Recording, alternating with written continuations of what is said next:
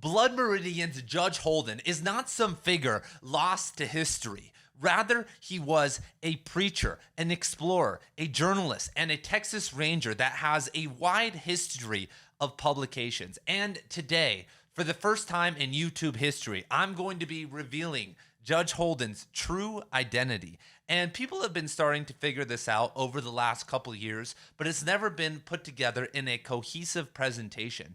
And speaking of cohesive deep dives into Blood Meridian, I just launched my Blood Meridian course on my Cormac McCarthy Substack. And already on the Substack, there are over 40 videos on Cormac McCarthy, an 8-hour course on the Orchard Keeper, and I'm starting to build the Blood Meridian course. We are going to, of course, be reading the book and analyzing the characters and the novel from an infinite amount of perspectives. But I am also going to be doing a Blood Meridian tour where I am broadcasting live at every single location in the book and giving you guys its history and looking around so that you guys can get the visuals of what the kid, Holden, and the Glanton gang were seeing.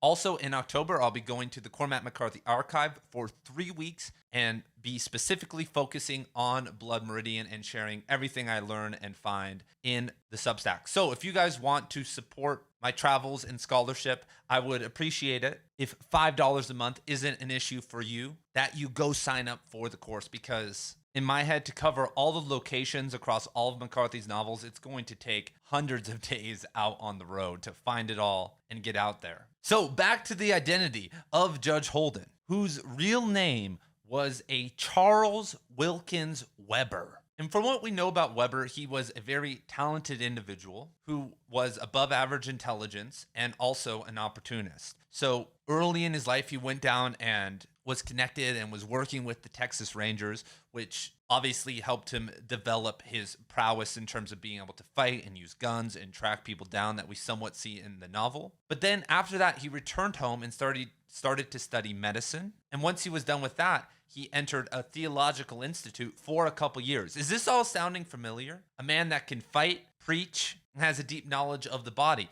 But even crazier than that, once he was done with that, he moved to New York and became a writer for years. And he honestly wrote about all different types of things. He liked writing about birds, animals, but he was also an occultist. In his book, Spiritual Vampirism, yes, a book called Spiritual Vampirism, a nonfiction title, this is what he said, quote, "Beginning with the postulate that nature abhors a vacuum, it does not seem difficult to understand something, at least, of the rationale of the sympathetic influence of one man over another. The laws of distribution of this odic force seem to bear a somewhat general affinity to those of electricity. The surcharged cloud discharges its superfluous fluid into the cloud more negatively charged. The man holding a superfluous amount of vital or odic force can dismiss a portion of this along the course of its proper lightning rods or conveyors,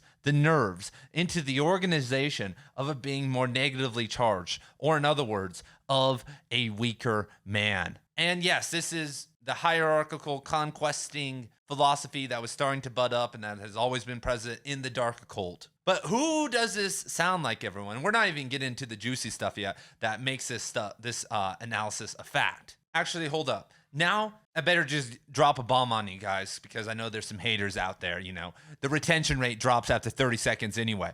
Weber was a frequent writer for none other than Holden's Dollar Magazine and actually assumed the nickname of Holden. And in other publications, his pen name was Holden.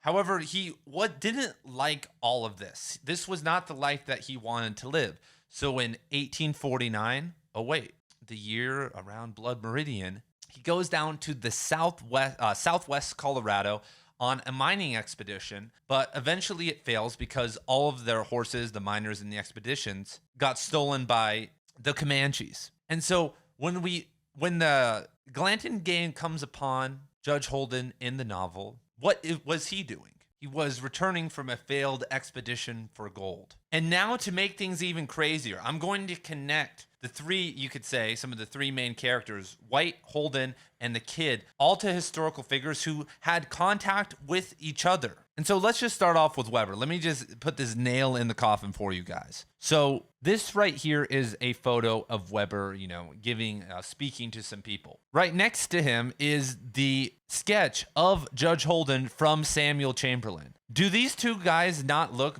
very, very similar? If the guy on the left with the rifle in his hand had his hair a little bit longer and slicked back, they are so close that it would be almost impossible, especially with artistic variation and whatnot in different styles, that these two guys aren't the same, especially when they were in the same area at the same time. And so this is really cool, right? I mean, this is putting together the identity of Judge Holden. But to seal it even more with Cormac McCarthy tying the knot together, Captain White, who recruits the kid, which is Samuel Chamberlain at the start of the novel, is actually none other than the famous filibuster William Walker. And when I say filibuster is basically a term. It's not what you do in the United States court in this regard, but it's when men from America go down into Mexico or Central America and pillage and try to take over the land.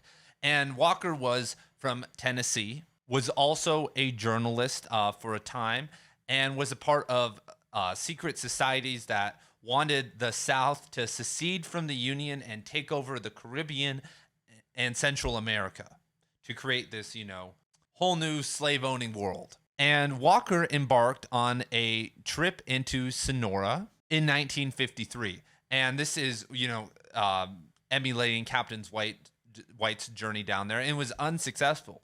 But it is rumored that Samuel Chamberlain over here was on that journey. And around this time, Walker and Holden here behind me became friends and linked up.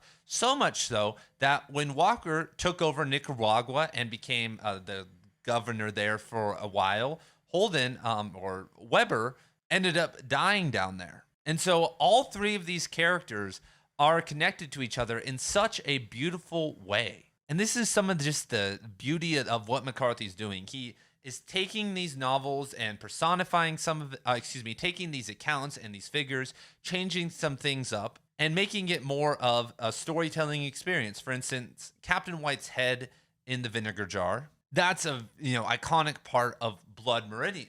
But that happened to a Sonoran leader of an expedition in 1958. All of his men got taken out, and his head got put in a vinegar jar. But one person got away, a 16-year-old kid. And the last thing I'd like to mention is that there are rumors that Weber, when he died down in Nicaragua, didn't really die, but that he took aliases and kind of floated around for years, which is also very Judge Holden. So what do you guys think? Am I onto something? Is this right? Or is Judge Holden the Judge Holden in Samuel Chamberlain's accounts that is this mystic figure that we have never been able to find?